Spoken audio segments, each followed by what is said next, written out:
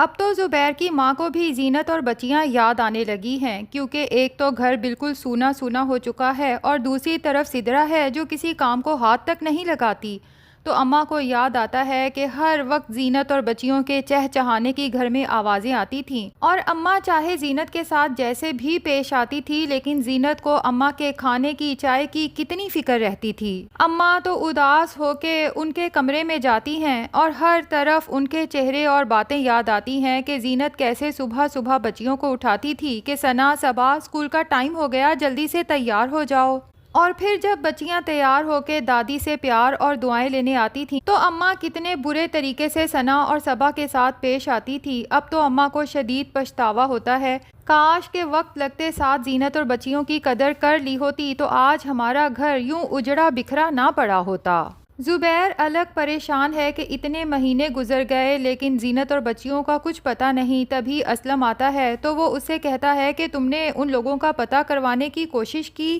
تو اسلم کو غصہ تو بہت آتا ہے کہ آخر زبیر زینت اور بچیوں کا پیچھا چھوڑ کیوں نہیں دیتا، کیونکہ جس دن زینت اور زبیر کی ملاقات ہوئی اس دن اس اسلم کا پول تو کھل جائے گا۔ جبکہ اسلم سوچتا ہے کہ میری اصلیت ان کے سامنے آئے اس سے پہلے مجھے کسی طرح سے زبیر کی دکان اور مکان پہ قبضہ کرنا ہوگا۔ تبھی زبیر کو ایک دفعہ پھر زینت کے خلاف بھڑکانے کے لیے کہتا ہے کہ پتہ کرنے گئے تو تھے، دیکھا نہیں تھا کہ زینت کے چچا کے گھر بھی کتنے عرصے سے تالا پڑا ہوا ہے۔ سچ کہوں تو زینت جیسی عورتیں ہوتی ہی بد نصیب ہیں، اور جس گھر جاتی ہیں وہاں اپنی بد نصیبی ساتھ لے کے جاتی ہیں۔ زبیر تو جب اسلم کو اس طرح زینت کے بارے میں بات کرتے دیکھتا ہے تو اس کا صبر تو جواب دے جاتا ہے۔ تبھی اسلم کو ٹوک کے کہتا ہے کہ تم میرے دوست ضرور ہو، لیکن اس کا یہ مطلب ہرگز نہیں کہ میری بیوی کے سامنے تم جو بھی بکواس کرو اور میں چپ چاپ برداشت کر لوں۔ اسی دوران سدرا بھی شور سن کے پیچھے سے آ کھڑی ہوتی ہے، جو آج تیار شیار ہے، کیونکہ اسلم نے سدرا سے کہہ دیا ہے کہ مجھے بھائی کہنے کی کوئی ضرورت نہیں۔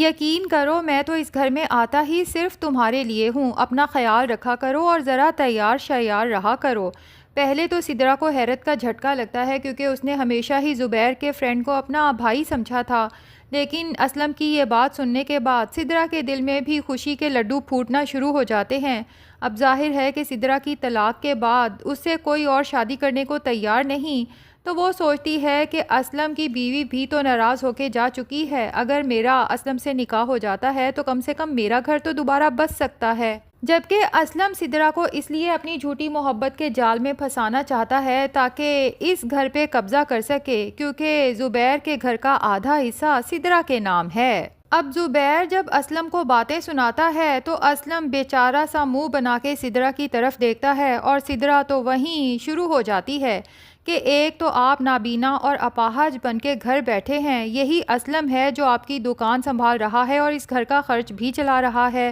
اور آپ اس بد کردار زینت کے لیے اسلم کو باتیں سنا رہے ہیں۔ اگر آپ کو اپنی بیوی پہ اتنا ہی اعتماد تھا تو اس وقت جہانگیر کی باتوں میں آ کے آپ نے اپنی بیوی پر شک کر کے گھر سے کس لیے نکالا؟ یہاں پر زبیر خود کو بے بس محسوس کرتا ہے، کیونکہ زینت پر شک بھی تو وہ اپنی ماں بہنوں اور اسی اسلم کی باتوں میں آ کے کرتا تھا، ورنہ زبیر کو تو زینت کے کردار پہ آنکھیں بند کر کے یقین ہے کہ زینت کبھی بے وفائی نہیں کر سکتی۔ اماں کو بھی فکر ہوتی ہے کہ زبیر کو اس طرح اسلم کے منہ پہ باتیں نہیں سنانی چاہیے تھیں، کیونکہ اگر اسلم نے بھی ہم سے منہ پھیر لیا تو ہم تو بالکل ہی فاقوں پہ آ جائیں گے۔ لیکن ان لوگوں کو یہ خبر نہیں کہ اسلم تو آلریڈی دکان پہ قبضہ کر کے اس کا سارا مال ہڑپ کر چکا ہے، اور زبیر کا بائک بھی جو اس بہانے سے لے کے گیا تھا کہ دور دور کے گھروں تک مال پہنچانا ہوتا ہے تو اس کے لیے بائک کی ضرورت پڑے گی، وہی بائک بیچ کے ان کو 2-3 مہینے پیسے دیتا رہا کہ میں نے جب سے دکان سنبھالی ہے کاروبار بہت ترقی کر رہا ہے۔ لیکن وزیر ہے جو اسلم کی تمام حرکتیں دیکھ رہا ہے، اور اس کی اصلیت تو وہ بہت پہلے جان چکا تھا، لیکن اسے سمجھ نہیں آتی کہ اگر میں زبیر اور اس کے گھر والوں کو اسلم کی اصلیت بتاتا ہوں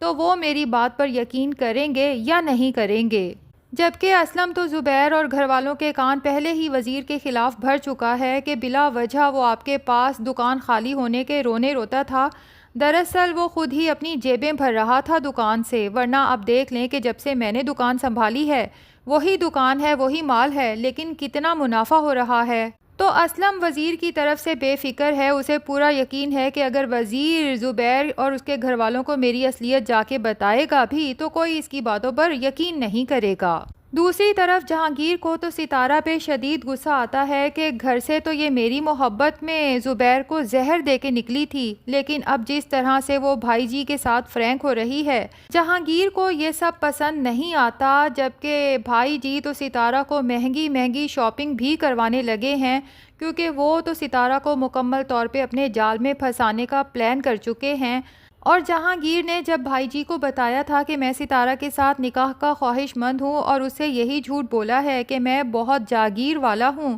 تو بھائی جی ستارہ کو جہانگیر کی ساری اصلیت بتا دیتے ہیں کہ تمہیں اس بھوکے ننگے کے ساتھ گھر سے بھاگنے کی آخر ضرورت کیوں محسوس ہوئی۔ اب ستارہ کو یہ آئیڈیا تو ہو چکا ہے کہ جہانگیر نے اس کے ساتھ جھوٹ بولا تھا، اس کے پاس کوئی دولت جائیداد نہیں ہے، اور پھر جب جہانگیر ستارہ کو اس بیگ کے حوالے سے بلیک میل کرتا ہے اور ساتھ ہی اسے کہتا ہے کہ جس دن بھائی جی کو پتہ چل گیا کہ تم اپنے شوہر کا قتل کر کے گھر سے بھاگی ہو،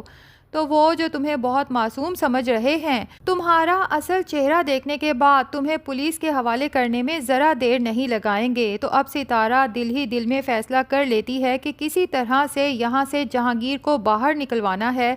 تبھی جہانگیر جب ستارہ کے ہاتھوں میں اتنے شاپنگ بیگز دیکھتا ہے تو غصے سے اس کا برا حال ہوتا ہے۔ ستارہ سے کہتا ہے کہ میں نے تمہیں سمجھایا بھی تھا کہ تم بھائی جی سے دور رہو، اور تم اس سے اتنے تحفے تحائف وصول کر رہی ہو۔ اب وہ تو ستارہ کو آہستہ آواز میں سمجھاتا ہے کہ بھائی جی کے کانوں تک اس کی آواز نہ پہنچے، ظاہر ہے کہ وہ فی الحال بھائی جی پہ ڈیپینڈنٹ ہے، لیکن ستارہ تو اونچی اونچی چیخنا چلانا شروع کر دیتی ہے کہ میں تمہارے حکم کی غلام نہیں ہوں، تم کون ہوتے ہو مجھے روک ٹوک کرنے والے۔ تو جہانگیر جب ستارہ کو یوں چیختے چلاتے دیکھتا ہے، پریشان ہو کے کہتا ہے کہ میں تو تمہارے بھلے کے لیے ہی کہہ رہا تھا۔ اتنے میں بھائی جی صورتحال کا اندازہ لگانے کے بعد کمرے سے باہر نکلتے ہیں، تو جہانگیر سے کہتے ہیں کہ اگر تم اتنے ہی ستارہ کے خیر خواہ ہوتے تو اسے یوں گھر سے بھگا کے نہ لاتے۔ اب ستارہ کے اشارہ کرنے پہ بھائی جی اپنے بندوں سے کہیں گے اور جہانگیر کو دھکے مار کے اپنے فارم ہاؤس سے باہر نکال دیں گے اور اسے وارن کریں گے کہ دوبارہ میں تمہیں اپنے فارم ہاؤس کے آس پاس یا ستارہ کے آس پاس نہ دیکھوں۔ جبکہ جہانگیر کو یہاں سے نکلنے کے بعد ستارہ کے ہاتھ سے جانے کا کوئی افسوس نہیں ہوگا، لیکن اسے اپنے اس بیگ کی فکر بہت ہوگی کہ اب ستارہ اکیلے ہی میرا حصہ بھی ہڑپ جائے گی، اور ستارہ لالچی عورت جب اس بیگ کو جا کے دیکھے گی تو اندر سے بیگ خالی ملے گا۔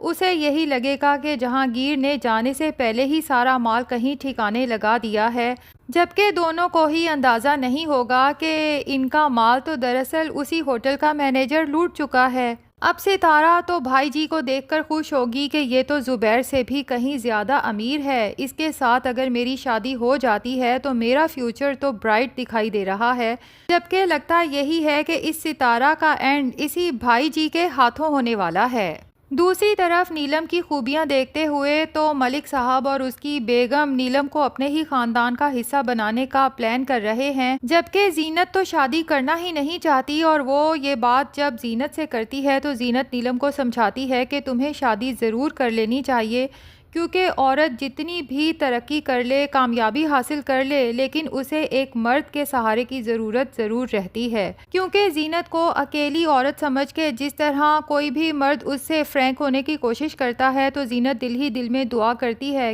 کہ کاش زبیر کو میرا اور بچیوں کا احساس ہو جائے، کیونکہ زینت تو یہی چاہتی ہے کہ اس کی بیٹیاں اپنے باپ کے زیر سایہ زندگی گزاریں۔ تو اب زبیر جو خود بھی زینت کی تلاش میں ہے، ہو سکتا ہے شجاع زبیر کی اس معاملے میں ہیلپ کرے، اور زبیر جب زینت کے پاس آئے گا، اپنے کیے کی معافی مانگے گا، تو ظاہر ہے کہ زینت کھلے دل سے زبیر کو معاف کر دے گی۔ تو ناظرین کیا لگتا ہے، کیا ڈرامے کی اینڈنگ ہیپی ہوگی یا سیڈ؟ کمنٹ سیکشن میں ضرور بتائیے گا۔ ویڈیو پسند آئی ہے تو لائک اور چینل کو سبسکرائب بھی ضرور کر دیں۔